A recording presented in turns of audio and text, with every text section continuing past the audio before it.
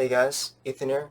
So this is gonna be a short story of me almost getting hit by a tornado. So it was very close, but I probably may not remember a lot about the event that happened. So this was actually in 2011, May 22nd. So very long time ago, actually. Actually, somehow do remember this event though. Um, I have seen the tornado on the news online, so I pretty much saw. I didn't see the tornado like with my own eyes, but I only saw the tornado on the news. So to start this off, I actually live in on the east side of St. Paul in Minnesota. But the event that started, it was actually in Minneapolis on the west side. So part of the Twin Cities, basically. So I was actually at my cousin's house actually just to hang around.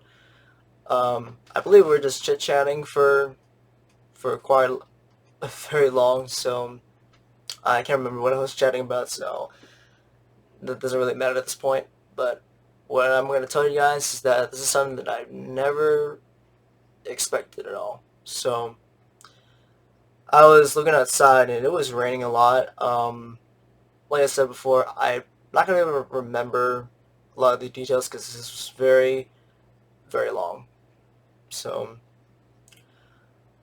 all I can remember was it was just raining very hard and until out of nowhere. Um, There was so much heavy rain. I don't remember there was hail though. I don't remember, but it was just getting strong winds just popping by. I believe from the south. That's why I'm assuming that was coming from. But I believe I could be wrong on this, but I've learned from storm spotters, storm chasers, or meteorologists that I think I could have been the RFD surge or what meteorologists call it the rear flank downdraft winds. So I think we were in the process where a twister would form, but I think it might have failed that one time. So I think my family got fortunate about that. However, though, I'm not sure how wide the winds were because it was a very large popular area. Um, we were like, goodness sakes, that was just too strong. So I can't remember if my dad was with me or I was with my grandpa actually to investigate the damaged area. And you guys might be thinking, why am I trying to go to the damaged area? Well, I just wanted to check it out because I was interested in severe weather. So that's just me though.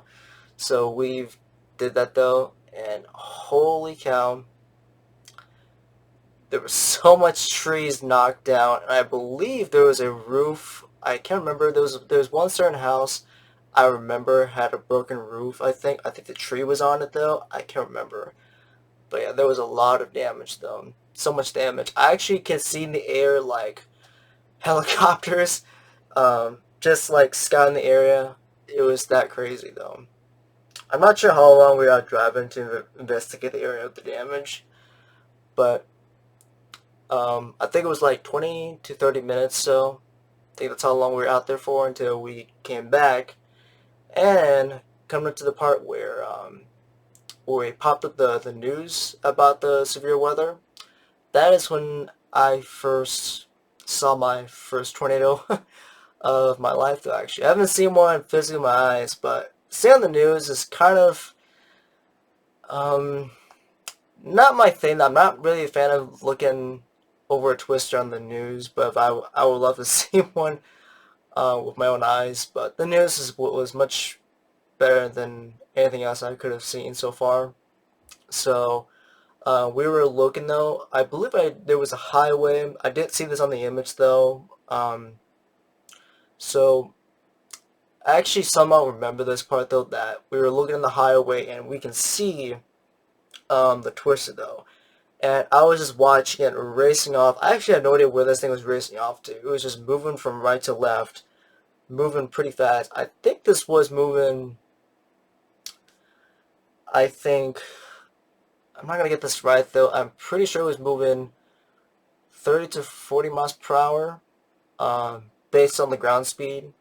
But I thought this was actually an EF2, but on the news report, this is actually an EF1, very strong one. Um, it's kind of hard to to pretty much scale the winds because it all depends on the sizes don't matter though. I mean, sizes do matter, but it all depends on how much damage a twister can do pretty much. So um, if the tornado did this much amount of damage to a house, it'll obviously, meteorologists or storm spotters would obviously rate that and then put in whatever categories in though.